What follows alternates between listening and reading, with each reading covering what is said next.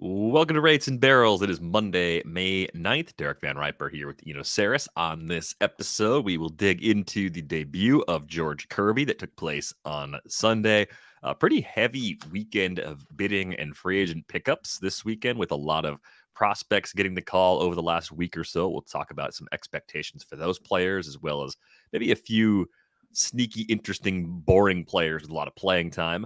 We had a lot of email questions trickling in, covering a ton of different ground, including bat humidor technology, a new metric called Grit Plus. I think I teased that question a few weeks ago, but that one drives at something a little bit different than actual grit. So we'll get into that question among a few others as we move along here on this Monday. But, the George Kirby debut was excellent, really about as much as you can hope for from a pitcher making his big league debut. 6 scoreless, 4 hits, 7 strikeouts, no walks. And if you were among the people who were excited about Matt Brash earlier this season, yes, I was definitely among that group.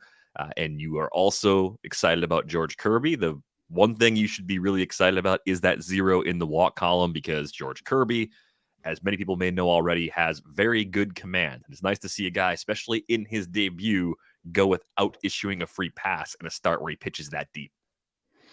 Yeah, I mean, if you could squeeze him and Matt Brash into one person, you'd have probably the best pitcher in baseball. Corbin Burns, yeah. But the debut, as seen through the Pitching Plus model, kind of agrees that it was good command. I think the thing that might surprise people is that it was a 91 stuff plus debut. We're looking at a guy who threw 96, so you're kind of like, seems like good stuff. But one thing that you might notice if you sort of peruse some of the StatCast numbers is that it has less ride than usual, about an inch and a half less ride than usual, and ride really matters on the kind of inch to inch level. Also, the major league average, even among starters, is about 93.5 now. So, that is good velocity, but it's not what it might sort of first appear. And then you've got, some good pitches in the curveball and change that he did not use as much. And then the slider goes hard, but it has less drop than average. So, it's a bit of a, just from sort of guessing by the movement patterns here, I'm guessing it's a little bit of a gyro slider, which means less movement, more about where he puts it. But the good news is he put it in a lot of good places. I wonder if a comp for this would be kind of tough. Let me see. So Kirby was 91 stuff plus, 103 location plus, 97 overall. I could see that location going up, especially if he was amped a little bit and he goes back down to more like 95 plus, and gets some command out of it. Maybe who is somebody that he could be like? Maybe some of the Cleveland guys. I see Bieber in this profile. Like I see Bieber with more velo on the fastball in George Kirby. It's possible, yeah. That would be the upper end. I think on the lower end, it's not a comp in terms of how he looks or how he pitches, but Eduardo Rodriguez has had a lot of success with the more command, a lot of pitches kind of approach to pitching. I know he's not doing well right now, but he's doing okay right now. And for his career, Eduardo Rodriguez is a 4.17 ERA, 131 WHIP. I would assume that Kirby's WHIP would be lower because his walk rate will be lower. But that might give you an idea of the range of outcomes for him is somewhere between Eduardo Rodriguez. And what was your comp again? Oh, Shane Bieber, lefty Shane Bieber. Yeah. I wouldn't say that like a 91 stuff less debut, he writes him off, especially, it's important to remember that we're talking about 3 or 4 starts or better. And we just got a start from Kyle Bradish where it was his first start was similar, 92, 93 stuff plus. And the second start was 115. So that's why we, give it another turn. And then also somebody noticed, this is fun. Somebody noticed that there's a 3-inch difference in release points vertically for pitchers that pitch in Baltimore and then pitch somewhere else after. What? So there is definitely still calibration issues out there in baseball.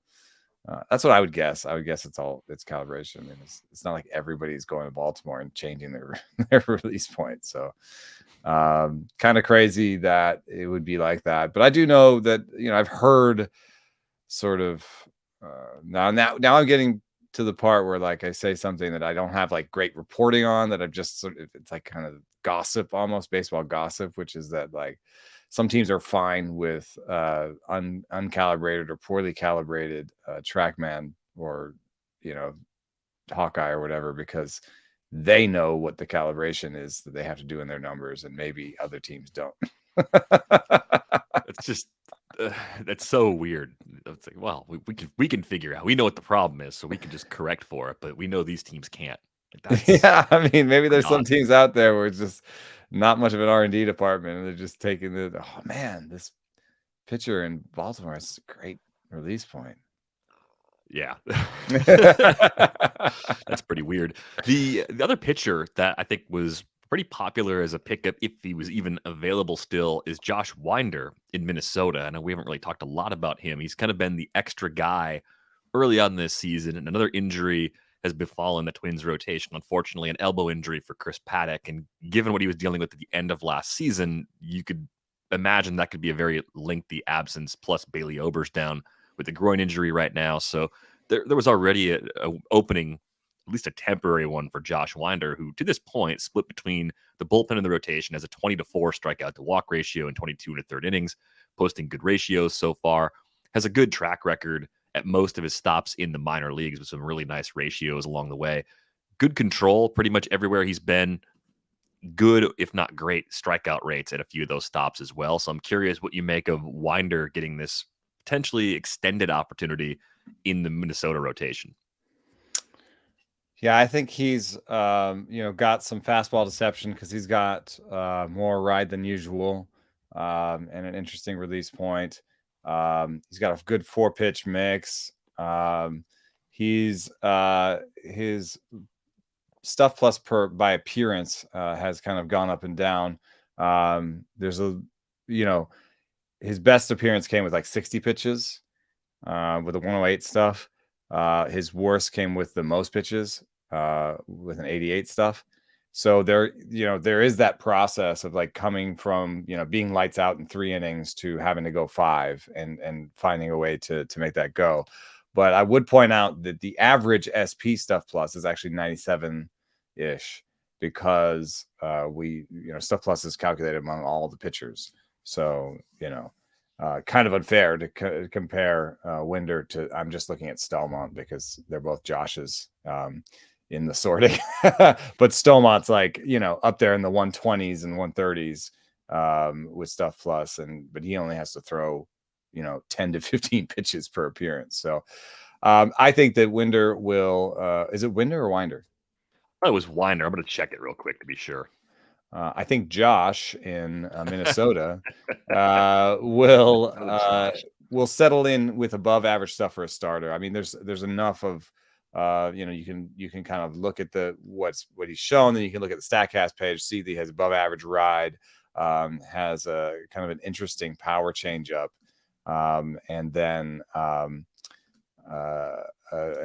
slider that doesn't look amazing in here, but I think there's some seam shifted wake effects there that help him. So I'm actually I like him. There's no real flaw, because right now overall it looks like 99, 98, 98 stuff, location, pitching, which to me is like kind of average-ish, but there's been some appearances where he's done better. There's some deception. No one's seen him.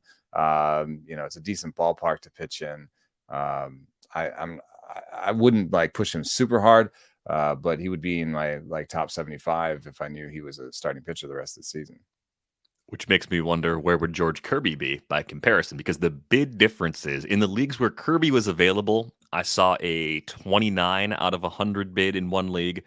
Yours truly dropped a 207 out of 1,000 in Tout Wars, a 15-team mixed league. So I think 20% is probably the rough estimate for a lot of mixed leagues. Once we get to next weekend when he's available in the NFBC, we'll obviously have a lot more leagues to pick from. But bidding was aggressive, and it wasn't just me in the places where I saw Kirby available. Yeah, I mean, I think that the thing for Kirby is slightly better demonstrated strikeout rates and effects and results in the minor leagues, slightly better projections, and then also for Kirby, um, like a slightly different kind of opportunity, right? Like Kirby is up not to cover injury. Right. More clarity on his Like path he's to up. sticking. It's up to Like, him. If he yeah, if pitches he well, pitches he well, stays. he's in. Yeah. So I think Kirby might make the top 60. And then you would find Winder. What is it? Winder? It is Winder. Winder in the sort of 60 to 70 range in there, maybe like higher 60s, maybe low 70s. If Kirby has a great start next time out and has that sort of jump that Bradish had in the second start, then I might be even more excited. The thing that I remember is that everything that everybody says about Kirby first is command. So that's the only reason I'm not like number one with a bullet, So I want to see a little bit more on Kirby, but already in the top 75 because good command gives you a really high floor, and he has a spot waiting for him. Whereas Winder might be starting for 2 weeks, 3 weeks. It really could come down to a few factors. Do the Twins want to use 6 starters at any point? How healthy are the likes of Gray, Ryan, Bundy, and Ober? How well is Chris Archer pitching? I think that's a key question too, aside from the Paddock factor. So it's a little more bumpy in the long term if you're trying to plot out how he sticks in the rotation. But there's more than one way it can work. I think with Archer, the numbers, strikeout per inning so far has been good. Control's a bit of an issue still. Home runs have been a bit of a problem. Ratios look good. So at a glance, you look at Archer and you think, it's working. It's fine. This is good.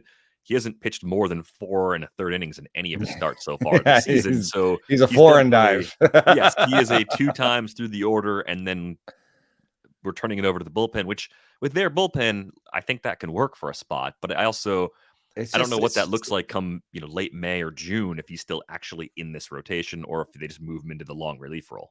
Isn't this just a fascinating new type of pitcher, though?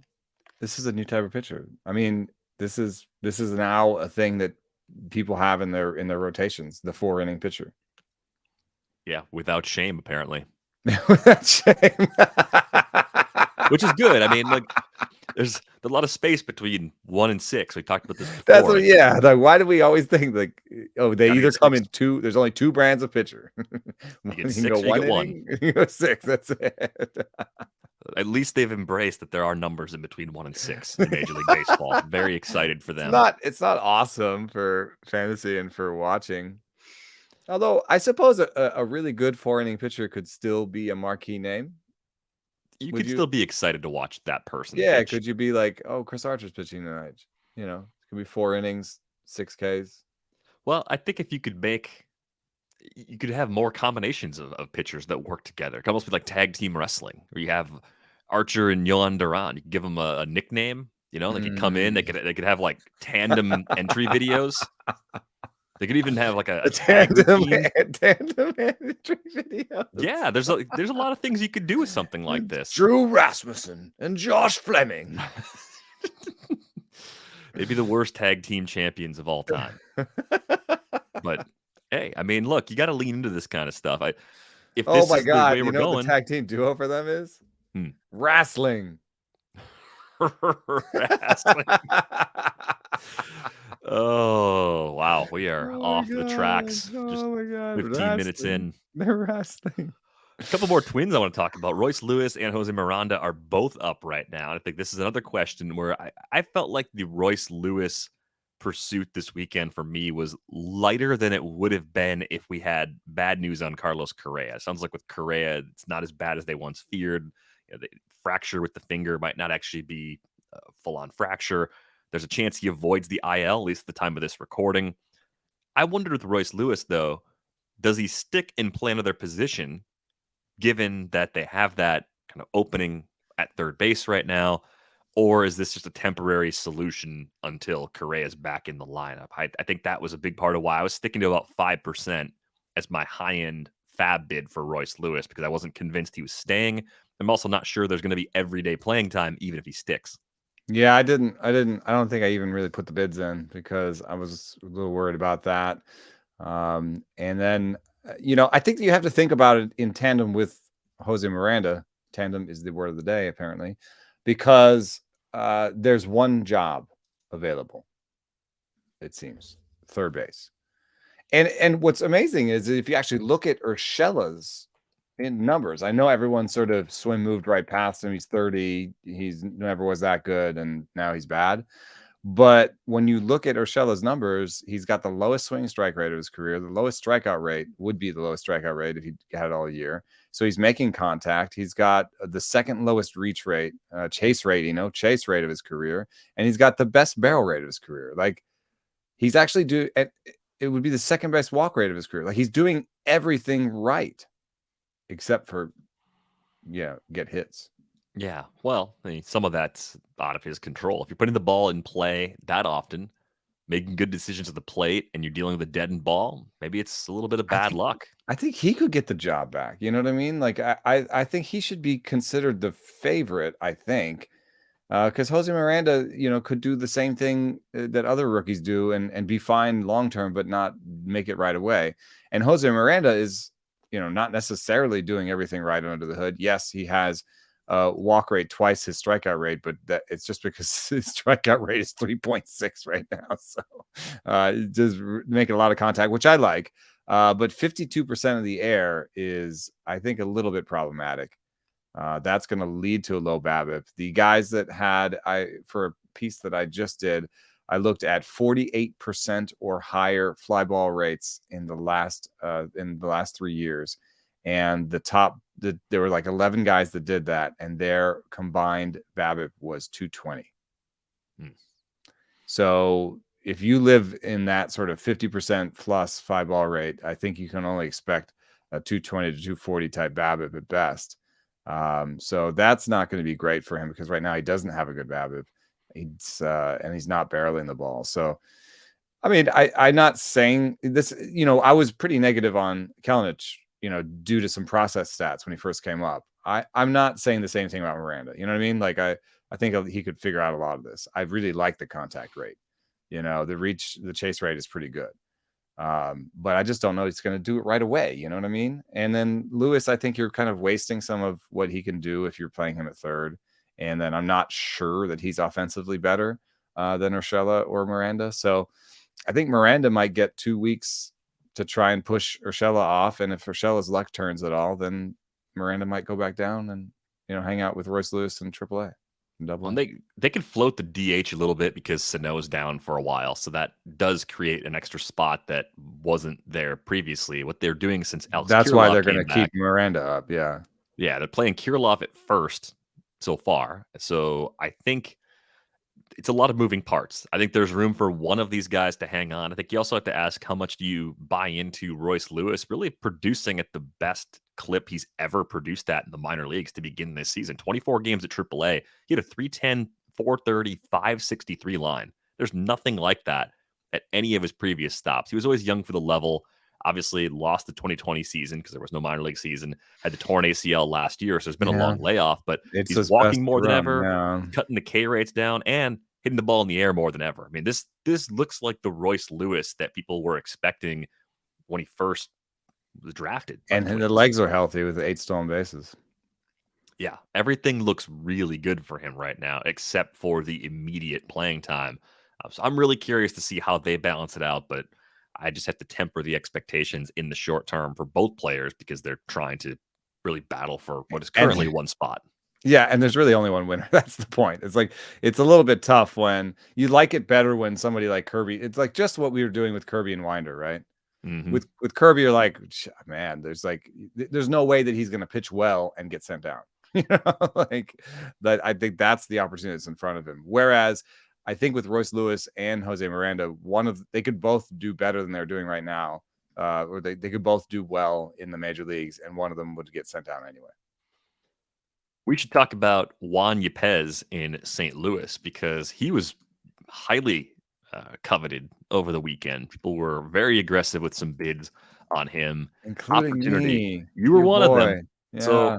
opportunity here is probably with Corey Dickerson fading, Dylan Carlson's month plus disappointment to begin the season. So all it takes is one or both of those guys playing less, and suddenly Juan Yepez can play kind of a lot for the Cardinals.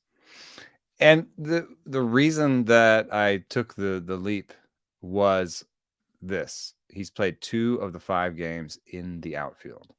I just wasn't sure that was going to happen, because if he doesn't do that, then the chances that he holds his position all year are lower. But if he plays the outfield, that opens him up for the Dylan Carlson spot.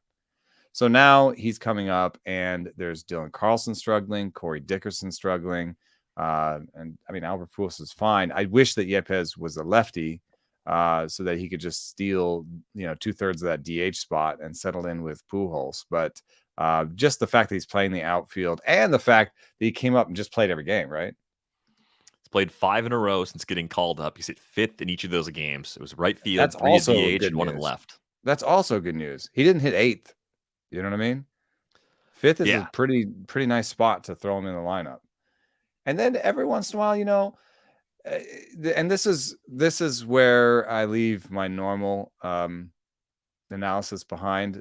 I did take a bit of a leap of faith, because his chase rate is not amazing. His barrel rate is okay. It's a tiny sample, but I do like how much contact he's made in the minor leagues, and paired that with really good power. So those are 2 things I like. And then part of me was like, you know what? He's not. He cost me like $200, right? You know, there are going to be guys that come up where everyone goes heavier on them and cost even more than $200. So this is my chance to buy in on what could be a great run. So, and I needed corner infield in a couple spots, and I needed some power. So I took my chance. I as you can tell from the way I'm talking, I'm a little bit nervous about it. But I see a real opportunity here, because I just frankly, I don't think Corey Dickerson was a good signing. And he's a bad ball hitter, like one of the best bad ball hitters of recent um, baseball history, like on the level of a kind of Pablo Sandoval in terms of swinging at everything outside the zone at all times, and making a lot of contact. But look what just happened to him. He just dropped 13% in O contact percentage, which is exactly what happens to people in their early 30s, which is exactly why I have 0 shares. So this is a bad ball hitter who's starting to lose his ability to make contact on the bad ball. It could go south pretty soon, pretty quickly. They didn't sign him on a big deal. He could be released, So I think Yepez is coming for Dickerson's job, and I think he can take it. Yeah, even though it doesn't fit as a lefty-righty combo, you could just see them continuing to use Pujols only against lefties and using Yepez as the guy that goes out there against same-handed pitching. And because he can play the corner outfield spots, that bumps up the playing time just a little bit too. The days they want to give Tyler O'Neill a breather, days they want to give Dylan Carlson a breather, that could work out. So I do think it's harder to roster a player like Juan Yepez in a 12-team league. At least it's harder to stick with him if the playing time doesn't turn out right. But 5 for 5 to begin his time with the Cardinals this season, And he's probably enough to take that chance. He's somewhere in between, like Kirby and Winder. You know what I mean? It's not a perfect Kirby situation where they're just like, "Hey, we have this opening and we need you to take it." But it's not the Winder situation either, where like he's not up temporarily, right? What's the corresponding move? Is there somebody he's up replacing temporarily? For Winder? Yeah. No, for Yepez. Oh, Yepez? I don't remember what he came up for. It wasn't. Cardinals placed Edmundo Sosa on the COVID-19 related injury list last week, Tuesday. And that was the day they brought up Yepez? I don't think so, no. Because they sent Nootbaar down more than a week ago. It wasn't for Right. Nootbaar. It wasn't for Nootbaar. It wasn't for Sosa. It wasn't the corresponding for Sosa. So I don't see this as like an injury replacement situation. You don't go 5 for 5 with starts if you're just gonna yank this guy out of the lineup and send him back down. So I Yeah. think there's a real path here if he continues to take advantage of the opportunity. That's the key. Gotta play well to keep these spots. The other guy that's tough is MJ Melendez because the Royals lost their backup catcher. The corresponding move was Cam Gallagher. MJ Melendez needs to play more than Cam Gallagher based on his offensive production, but he has the same problem in that you look at the guy in front of him, Sal Perez. You're going to keep Sal in your lineup pretty much every day. So I think all of this just requires Sal to be a DH more. If they're willing to do that, okay, like MJ Melendez could probably play, what do you think, 3 to 4 times per week in the short term? And if he hits, maybe there's a chance he plays a bit more.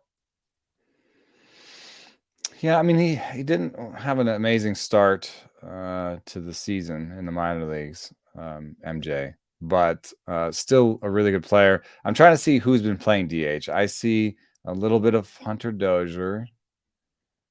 A little bit of Ryan O'Hearn. Yeah, is that the combo that's going out there right now? Yeah, they move guys around a bit. I mean, I think a lot of this comes Yeah, back to Carlos Santana and how long they're going to be patient with him. and He's on the then IL right now, so uh-huh. that helps. That buys him some time. Yeah, and he was mostly first basing. He only had 2 starts at DH. Yeah, that's interesting. I guess there is a DH availability, because you can play Hunter Dozier pretty much full time in right field and go Dozier, Benintendi, Taylor with somebody backing up like Olivares or somebody. Yeah, because Olivares Um, just went on the IL, so now you're not playing him. He started 4 in a row before he got hurt during that doubleheader on Sunday. so if you push Sal Perez over to DHing more often and use Ryan O'Hearn as a backup corner outfielder. I don't think you have to play Um, Ryan O'Hearn at all for what it's worth. Not to be mean to Ryan O'Hearn, but that was right, yeah.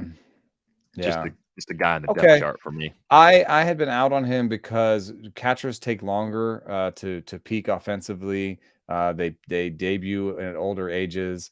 They just have a harder job overall. And so I'm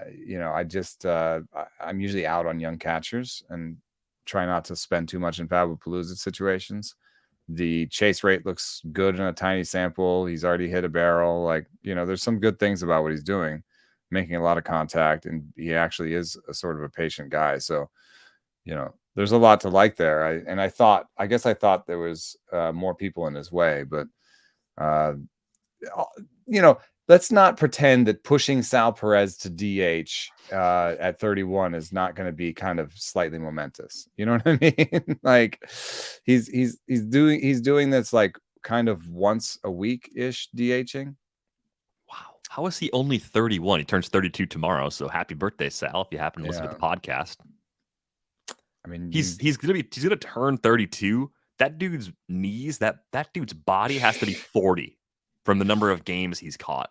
it is 3 out of the last 6 at DH. It's Maybe happening. it's happening. You It's think it's happening. happening? He hits like a Uh, DH now. I mean, like yeah. that's the truth. Like he's become this guy that hits the ball hard so often that you can much more easily justify playing him frequently as a DH than you could earlier in his career when it was low average, low OBP, runs into a homer and doesn't do much else. Now he's just Mm, scalding the ball. yeah. All right. Yeah. I think there's okay. There's more of an opportunity here than I thought. I'm scolding myself. That's why the tone. I dismissed him too quickly. Damn it. Boring one for you. Brandon Drury. He's sneaky interesting in Cincinnati. One of our listeners, Sean, emailed us probably 10 days ago and gave us the, hey, something up with Brandon Drury, kind of playing a lot in Cincinnati. I finally saw him getting picked up in leagues. I picked him up in a couple places. Some leagues he's got second base, third base, and outfield eligibility. So yeah, you got middle, corner, and outfield. Prominent spot in the lineup. Yep, it's a bad team, but guess what? Guys that can hit for power in that park and play a lot on a bad team, they're going to be somewhat productive. And I think that might actually describe Brandon Drury in a pretty fair sort of way. A lot of infield time right now, moving between second and third base, Moose DHing quite a bit. I know they're missing a lot of guys. Eventually, India and Votto and a few guys come back, and that shifts things around a bit. But he's hit second 6 straight games, never hits really any lower than sixth, other than the first handful of games that he got the call. And he's playing against lefties and righties, not just a small side platoon guy right now. Yeah, I think, there's a fairly large job he could carve out, even if everyone's healthy. I feel like, like the DH right now is, if everyone's healthy and Moose is out in the field, is Colin Moran. Yeah, I'm not, I don't think he's terrible, but like he could beat him. And the nice thing about Drury too, and I think we might have mentioned this when we first talked about him, he's doing everything under the hood about the best of his career, honestly. He's got the best swing strike rate of his career, one of his best strikeout rates of his career, the best, one of the best reach rates, chase rates of his career, definitely the best in the last 4 years. His best barrel rate, his best max EV, except for 2016, which was when he was a young buck and had the best season of his career. So here's a guy, I think, that I don't know if he's going to have like a 289 ISO to continue that, but it is a nice park. And I think that he could, like, if you gave him a full season, this is a guy that would hit 260 with like 20 homers, 22 to 25 homers, maybe. So definitely useful. That's perfect. What I've found is I have, a few shares of his, and where everyone's hurt, and I just need someone. Yeah, I like having a player like this that can cover just about any gap on the bench, right? It gives you maybe a little more flexibility if you are like me and you're chasing some pitching categories. Maybe you can get away with 2 hitters on your bench instead of 3 because you've got a guy that can cover almost any spot. And I think that's appealing. It might not be a guy that stays on your roster for 6 weeks, but if you get through May and you use him 2 or 3 times for partial weeks and he comes through, that can actually work. So definitely some things that are interesting in the Brandon and Drury also a profile. kind of a fun in NFBC formats. They have that fun, like, sort of, you mentioned partial weeks. Yeah. They have that fun thing where, like, you could have a hitter like him on the bench where he's away for the first series and then he's home over the weekend. Then you're like, yeah, I would like to have some Drury at home for the weekend, please. Yeah, home streamer in more shadow leagues, so not necessarily a player picking up anything that's 12 or smaller. Let's move on to a question that's been sitting on the rundown for about a week or so. This one came in from Alan.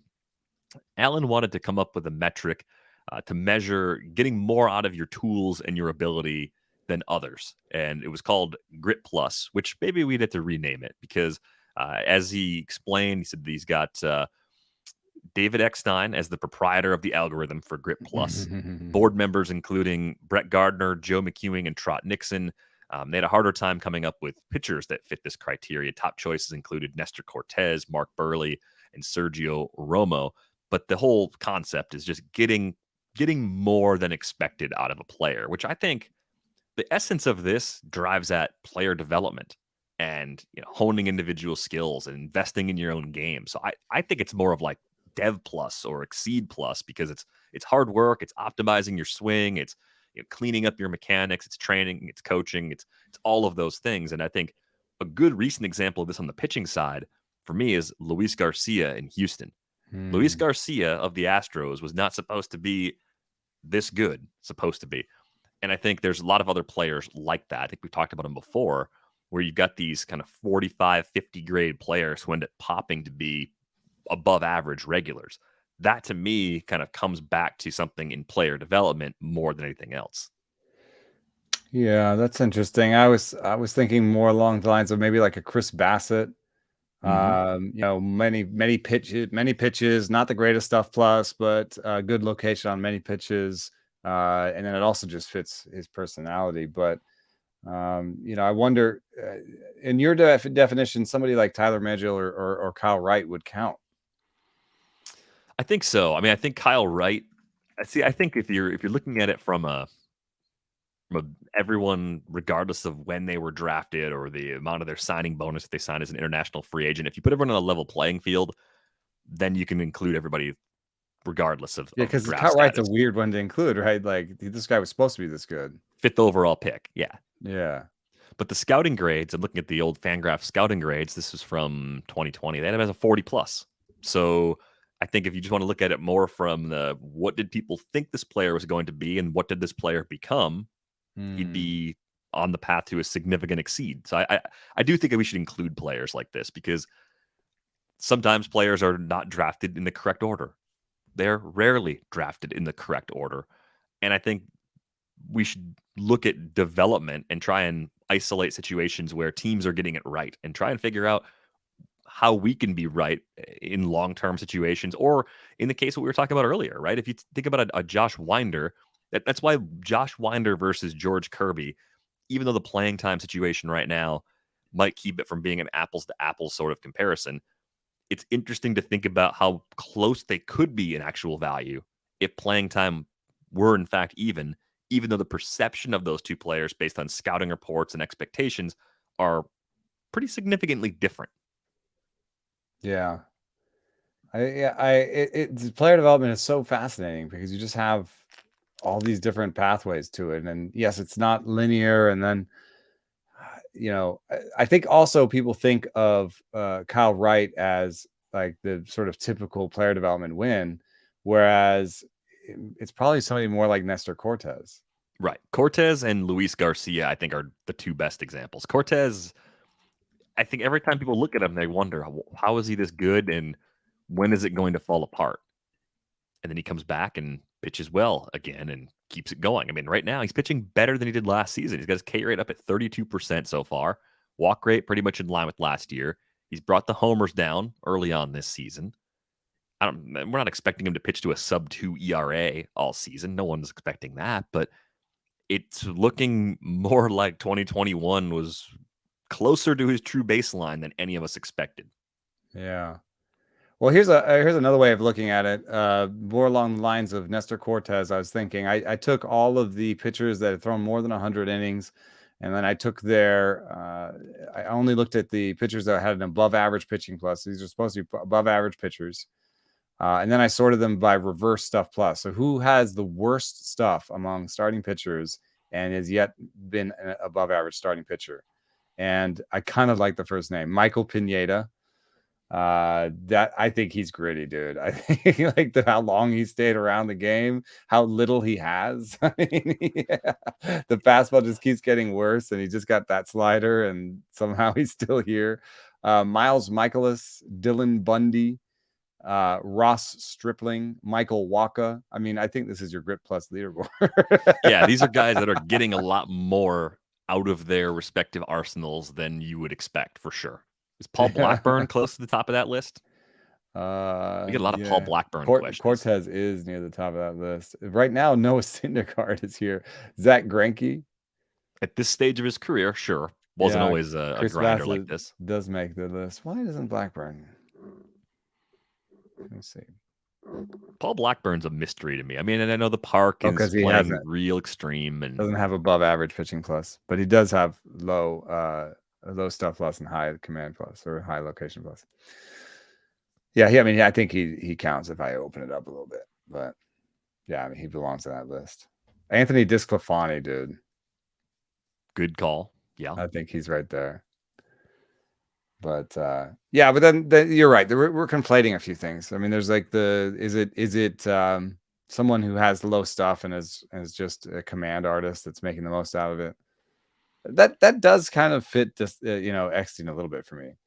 I would say like the pitching he didn't have power, right? So he was just pesky and he's like he commanded people to death, like bat commanded. Do you think on the hitting side, do you think Taylor Ward would count? If anything close to what he's doing right now is something he sustains all season. It's a little bit like Kyle Wright. He's a first round pick. There were people that thought he'd be good back when he was drafted 26th overall in 2015, but it's been a bit of a long road for him to get there. Part of that was defensive position, but we're looking at a guy that's never swung less at pitches outside the zone and is doing more damage than ever when he connects. Like everything seems like it's falling into place. And this looks like a development, player keeping at it sort of success story more than anything else. Yeah, I think this, I'm surprised that Taylor Ward didn't end up on the A's by now. Because I feel like that there's something that the A's have figured out, which is like, if you give a player long enough, if they've shown, it's almost like that. What was that adage that Ron Chandler has? Like, if they've shown it, they have it. Have skills, not roles. Once you Or just once you if have you a skill, once you demonstrate a skill, you own it. Yeah, that sort of deal. And so I wonder if, part of what the A's do is to just take guys that aren't showing it right now or just showed it, right? Because then they're like, okay, they showed it, so they own it. Like, and so this is gonna, if we give him enough time, he'll make it. It was like that's sort of what happened with Laureano, and like he was facing a roster crunch in Houston, and he had shown some promise, but he wasn't showing it at the moment, so they bought low. So that's why anyway, that's a little bit of a random rant, but Taylor Ward, I mean, he just proves that, like, sometimes you just got to take a little bit longer. Also, I think, being this good at 28 means that he wasn't a superstar. Like, he wasn't so good before his peak that he could be in the major leagues. He had to basically get to his peak to make the major leagues. So I don't think that necessarily he's an amazing dynasty or keeper league asset, because it took him till 28 to make it. I think Rowdy Tellez counts here. I mean, you go back to his old scouting grades, and part of this is the uphill battle where I think when people who grade players write a scouting report, a bat only first baseman is facing a steep uphill battle to end up in the aggregate with a 50. Like, it's very difficult for that profile to be a 50. But maybe we haven't seen enough yet. But also, you see in like the Fangraphs write-up, 55 game power, 60 raw power. So he had the power. They gave him a 40-45 hit tool. I have to say, having a career 23% strikeout, 23.5% strikeout rate right now is a way good outcome for a 40-45 grade on the hit tool, right? Yeah. So I think that he maybe he was. I mean, I've heard that he can't hit the fastball, but and maybe quote unquote slider speed bat, but people said the same about Nate Lowe, and I think his struggles have continued where in some ways with the fastball, whereas Rowdy's figured something out. Yeah, Rowdy's got 5 homers against fastballs alone this year. He's crushing them. 368 average, 921 slug right now. And that has been a problem for him in the past, but interesting to see that he's made some adjustments on that. I think he could maybe fit into this conversation, but that player type, that sort of player exceeds expectations and gets a job, or in limited chances doesn't do enough and doesn't get another chance and ends up back at AAA. That's just kind of the line you have to walk if that's the player that you are. But definitely something here, and I think Dev Plus, like Development Plus, Dev Plus, or is where I would want to go with that that Yeah, metric. that's why I kind of like Michaelis is capturing all of this. Kind of. I like Michaelis on the pitching side because he had to go away. Like he had to go to Japan, so he was on that like up or down. It took him a long time to make it, but he figured something out that does work. Absolutely. Thanks a lot for that email, Alan. We got an email about bat humidor technology, which I think is pretty interesting because we talk a lot about the ball. We talked a little bit about the bat. You had a great story about how just in a batch of a dozen bats, players can figure out like which two are actually the good bats and all that. But the question here comes from Royce. Royce wanted to know, does relative humidity of the bats have anything to do with exit velocity? It seems strange. The guys just leave all their bats sitting in a rack in the dugout exposed to the weather of the day. Then presumably they get loaded on a plane and cargo or set in a room near the batting cages until the next game. Anyone who has split wood in Wisconsin knows that good dry wood in the winter basically jumps apart when the ball hits it. Damp wood just absorbs the energy with a thud. Yep, it matters. And Ichiro is like such a great guy, such a crazy person. He was out in front of this. I think everybody will be like Ichiro eventually, especially the stars. More and more of them are storing their bats in humidors as they travel. Wasn't Christian Yelich like, didn't he get a bat humidor? I thought I heard that. I heard that More, too. there's definitely more and more stars that are doing it, and it is definitely something that matters. And I know other ones that don't even travel with humidors, what they will do to counteract this is continuously weigh their bats. because you can see it. You can see them getting waterlogged, right? And so in the just the weight, you can see it, and so they'll continuously weigh their at bats and then buy a new batch if it gets too heavy. So there are a couple ways around it, but yeah, I think the best players think about their equipment this way, and you're going to see more and more bad humidors because it absolutely does matter. I will confirm that I have never had to split wood before. That is a brand of difficult labor that I did not live far enough north to have to do it. I am not part of a family that has a cabin or anything of that nature, but I have loaded wood onto a trailer before. I've done that, but I have not actually split wood. I probably would have cut off my own foot, to be honest. Probably not real good with an axe. I'm pretty bad with scissors, so they won't give me an axe. The next question here comes from Adam. Adam wants to know, for Justin Verlander, he was just taking a look at the peripherals the other day and saw that he had his lowest swinging strike rate since 2014. We didn't get to see immediate results from the sticky stuff enforcement last year because Verlander, of course, was out recovering from Tommy John surgery. So he's just curious, what's the difference in Verlander pre and post surgery with his stuff and spin rates, and how does that impact how we'd rank him going forward? Yeah, it's an uncomfortable conversation, but 100% his spin is down. It's around 2,400. During his peak, it was 2,600. That's absolutely on the level of what you might lose if you had to switch stuff for your grip. You can see that the vertical movement on his four-seam fastball is down, and it's he's not getting as much ride as he used to. It's a little bit harder to see in raw numbers. It's an interesting thing here. So you might see that he gets 11.6 inches of drop right now, and you got 11.4 last year. So you say, well, that's not a big difference. That hasn't changed. However, he threw a half tick harder last year.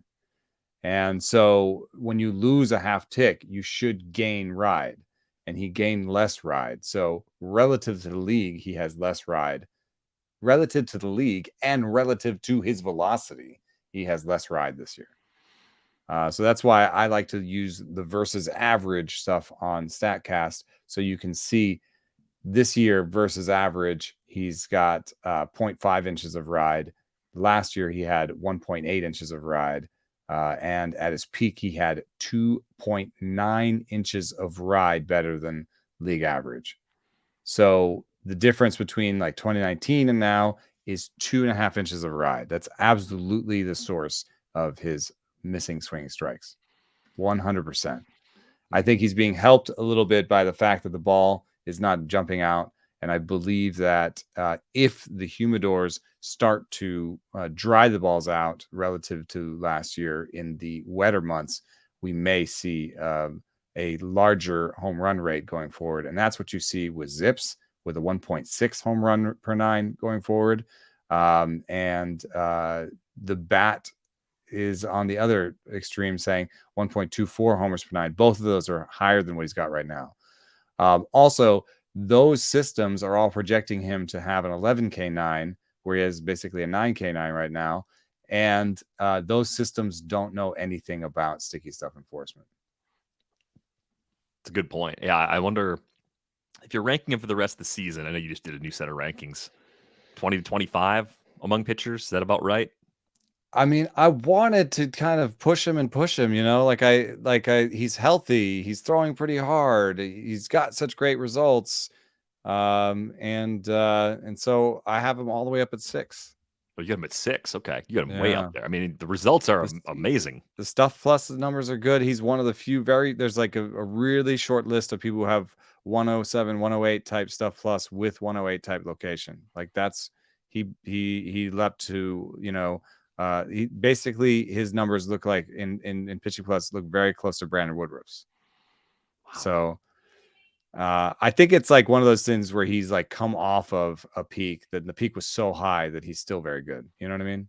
Sure. Well, the control's been really good so far too. If you compared that to the walk rates compared to what he had elsewhere back when his K rates were lower during brief times in Detroit, that's the other skill that's kind of changed. So even if it's a 3.40 ERA and a 1.10 whip the rest of the way with a lower K rate than you expected, based on where you were drafting him, you're still really happy with him.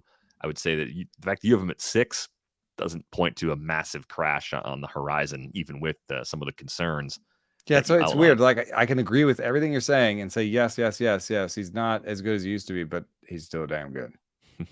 You know what I mean? So Wish I had him in more places, liked him a lot during draft season, played the game of chicken, waited too long in a few places, and didn't get him nearly as much as I would have liked to. Thanks a lot for that question, Adam. Here's a name that I should have thrown out there earlier, but I waited until now because there was a question about him. What type of player do you think Yadiel Hernandez can be with regular run for the Nationals? And this is a guy that our friend Nando DeFino has liked for a long Nando time, like the loves this guy. peak Nando guy. And 34-year-old Cuban who doesn't have any defensive value. but finally playing in the heart of the order when he gets chances to go out there. And Great bat to ball. I think of him almost as another Ty France type player in terms of who he is as a hitter, where maybe it's more average over power, good run production because of where he hits in the order. I don't know if I'm doing that because Ty That's not France is bad, also a actually. Nando guy, but that's where I'm Oh, that's setting not bad. expectations. I mean, you're talking about a guy who's going to have a better than average strikeout rate.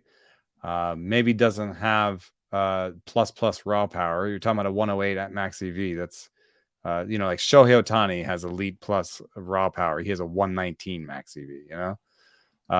So I would, even though the barrel rate is good right now, I think wouldn't expect much more power than he's shown, which is a 176 ISO. And so you're talking about a guy who can hit 275 with if he had a full season in him, I'd say like 18 to 20, 22 homers, something like that. That's kind of Ty Francian, isn't it? Yep. And probably good counting stats. I think that's at least until they start trading players away in DC. But the specific question we got was from Scott. He's in a league that uses OBP instead of average. He was considering dropping Marcelo Zuna to add Yadiel Hernandez. Could also pick up Harrison Bader or Anthony Santander, though. And I wondered, like Bader's running a lot. He's hard to Yeah. get. I'm kind of like snap willing to just say, go get Bader. I know it's not an amazing slash line. He's at 239, 317, 348, but he's got the K rate down again this year. He's got some of the walks back. That was the one kind of skill that went the other way last season. He's 7 for 7 as a base stealer in 28 games, plays a lot because of his defense in center field. And that slash line is still a league average sort of line. So when you hit like a league average player and you play defense like Harrison Bader does, the playing time keeps coming. So I'm really Yeah, he's tempted to not just say gonna. that's the move. I don't think he's losing a job. I don't think he's losing a job, and he's stealing bases. Yeah, that's a hard one. I think Yadiel's going to steal some bases too, but you're going to get like 2 or 3, and then the rest of the package, kind of like a 275, 20 homer hitting guy, is only useful if you really need the batting average. Right. And then, cutting Marcelo Zuna, K rate is pretty much where it's always been. He's walking a bit less than he has in recent years. Still hitting the ball pretty hard, 11.6% barrel rate so far. I mean, pre 2021, he was at 15.4 in the shortened season, 12.1 back in 2019. So even I though he's think he's going to go slumping, on a tear at some point. he looks It mostly looks, like the same player he was before. It's really a question of, do you want power and run production, or do you want a chance at some speed on the bottom of your roster? yeah. I would say it was I know that his chase rate is the worst of his career, so he's definitely pressing on some front, but his max EV is right where it normally is, which is plus. His barrel rate is there. He's somehow not striking out despite having the same whiff rate as ever. I think he's going to go on a tear at some point. Thanks a lot for that email, Scott. Might be a hold situation there, but you should find a way to get Bader on the roster if you can. I had a question come in about Michael King in the Yankees organization, getting chances and that's kind of the extra reliever bridge guy right now. And it's surprising to me. I brought this up with Keith Law on the Athletic Baseball show on Friday. Luis Heel down at AAA just had a good start going into the weekend, but it's really struggled with his control. Davy Garcia looks like a bit of a mess right now. Clark Schmidt, we talked about him earlier this season. It just doesn't seem like they have a clear, immediate plan to get him fully stretched out so they could use him like a starter.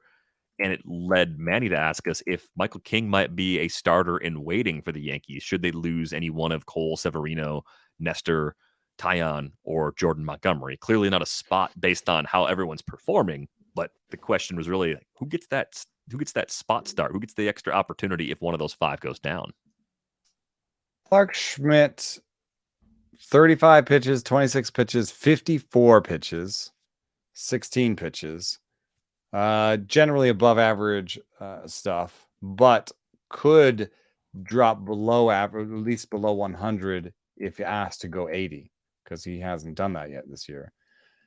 Michael King, on the other hand, has recently been pitching 26 pitches, 33, 34. He topped out at 45, but that was earlier in the season. Like, it almost seems like he's trending towards more of a traditional reliever, right? If you're talking about the last 3 starts, the last 3 appearances, 26 pitches, 33 pitches, 16 pitches, 34 before that. He has much better stuff plus than Clark, and could go all the way to 80 pitches and still have like a 105 to 110 stuff plus, I think, at 80 pitches. So I think I'd rather have Michael King do it. I just think the usage is unclear. Yeah, I kind of think based on usage that they would turn to Luis Heel if they had a spot open, because he's working like a starter at AAA. Went 5 innings last time out, 9 Ks, no walks, maybe a really big step back in the right direction for him. So I guess if you're in an AL only league, like Michael King as a extra guy as your 9th pitcher is probably fine because the Ks are there, the ratios are good. Hard to own him otherwise. But yeah, if you're stashing for future starts, I think it's Heel despite some of the struggles with walks. And then think about how well the Yankees are playing and how well this kind of King slash Schmidt, like, longer pitcher on the major league pen is working.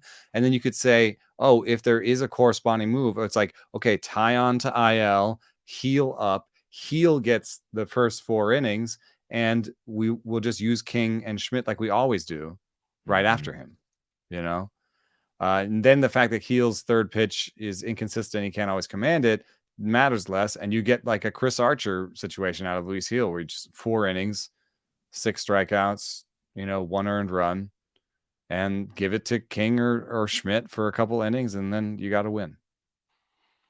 I think that's what they would be most likely to do. So if that's enough to bump King off your radar because you're playing in a 12 or 15 team mixed league, totally makes sense to me, just because they've got that depth. Is one of the things we liked about this team throughout the winter, is they had plenty of interesting arms they could turn to if injuries really broke things apart. It's too late to point this one out, but he's amazing in one of my leagues with the SPRP. He's like, we've got holds and wins and SP slots. He's so good. Like, I have him and Jorge Lopez, in my SP slots when I don't have a starter. It's so great to have the like extra couple of relievers giving you innings. So that's about the best use I can think of. We got a question from OJ about Alexis Diaz, because the Reds could possibly turn to him as a closer at some point. OJ pointed out the stuff plus number is absolutely brutal, 68.9. That is, I think, the lowest stuff number I've ever brought up on the show. It might be the lowest one I've ever seen for a non-position player. So what's going on here? Is there actually something that the model just doesn't like that's unique to Diaz? I think we got to look at this one, man. This is really bizarre. In his last 3 starts, last 3 appearances, Diaz had a 23 stuff plus on the first. On the third, he had 133 stuff plus. Something's going on here. I wonder if the pitch classification is jumping around on him or something. Yeah, because he's fastball slider based on the Fangraphs page, right? A 95.4 on the fastball for the average velocity, 85.2 on the slider. It just looks like a pretty typical relief profile. He's not small. OJ pointed out the extension's good, so maybe like there's a little bit of that, a little bit of deception possibly getting lost. But no, I mean, we have extension in the model. Yeah, extension's in your model, so it's and the release point, like, people have low release points and good ride, like that's in the model for sure. I could sit here and try to say something negative about his movement patterns. Like, he does not get good ride on his fastball, and a 95 mile an hour fastball these days The average for a reliever is 94.5. So he's got a little bit above average fastball, but 95 isn't what it used to be. So no good ride, no good fade on the fastball either, or whatever you want to call that run. And then a slider that goes 85. That's not very fast for a slider. It gets a decent drop though. So I'm a little surprised that slider isn't above average. Let me look at my per pitches. Maybe that'll tell us something. Player pitch. I think this is a tough game to play with the Reds bullpen, though, just in general. This team's not winning. It has seemingly has designs on using a committee. Seems to have, like, if this is a fantasy question, yeah. All right, here we go. Curveball. It says it's the four seam is the problem. The slider is not great either, 87, but the four seam is 65 stuff plus. Yikes. So it really doesn't like that four seam. So I'm going to ask my modeler. I had actually a question about this player, and maybe we'll get a better answer for you. It is concerning to see someone that, like, has such good results too, right? That you kind of like, what's going on with this? And then also the big swing from like 20 stuff plus to 133 stuff plus is just really weird. But then, Diaz hasn't been amazing in the minors either. In 2019, he had a 5 ERA, but the strikeouts have generally been there. So I will say, I'll look into it some more. All right, one more name to throw at you. Dylan Peters, also a bit of a laggard in the stuff plus. Yeah, does not like it. Fastball velo's up, 92.4, career best for him on the fastball. And the results have been good so far, even though the walk rate's been really high. Like in my mind, when I think of Dylan Peters, I think of control first. And I'm looking at the results, and even for most of his career, that's actually not the case. He somehow picked up the good control reputation in my mind, despite the fact that he does not really have good control. Yeah. He does also suffers in the have good pitches realm. He has a 118 slider, and then everything else is below 90. So I think he's a slider guy who has enough other pitches to be good in short starts. But I don't believe in him long term. Big correction coming. It's not. Yeah, I don't believe in it. Let me see appearance by appearance. Yeah, the best stuff plus he's put up this year, of course, are in those appearances with fewer pitches. So once he gets over 40 pitches, he's generally a 75 stuff plus guy. Like, that's really pushing it in terms of, like, trying to get by with his location plus numbers are good. I think what he does is just live outside the zone, right? Live outside the zone with a lot of pitches and only come in ever with the slider. He's only faced double-digit batters in one of his appearances so far, so I don't think you're going to find. It's only going to. I don't think you're going to find like a good NL-only deep league arm here. I think this is just going to be a meltdown to come, and it's just a matter of time before it happens. So be very, very careful. 38%, 37.6% zone rate, the lowest of his career. Yeah, he's just living outside the zone. He's going to take the walk over the hit or the homer. I don't think that's going to last. I think teams are going to catch on to that the more and more they see him, especially within the division. But thanks a lot for that question, Rob. If you've got a question for a future episode, send that our way via email, ratesandbarrels@theathletic.com, or drop it in underneath this video in the comment section on YouTube. Be sure to also subscribe to the YouTube channel if you haven't already. Hit the like button on this video if you've been watching us there. On Twitter, you can find Eno at EnoSaris. You can find me at Derek Van Riper. You can also get a subscription to The Athletic for just $1 a month. TheAthletic.com/ratesandbarrels gets you in the door. It's the best deal that we do. We've had it going on for a while, but get it because it might not be there forever. So take advantage of that opportunity while you can. That's going to do it for this episode of Rates and Barrels. The show is back on Thursday. Thanks for listening.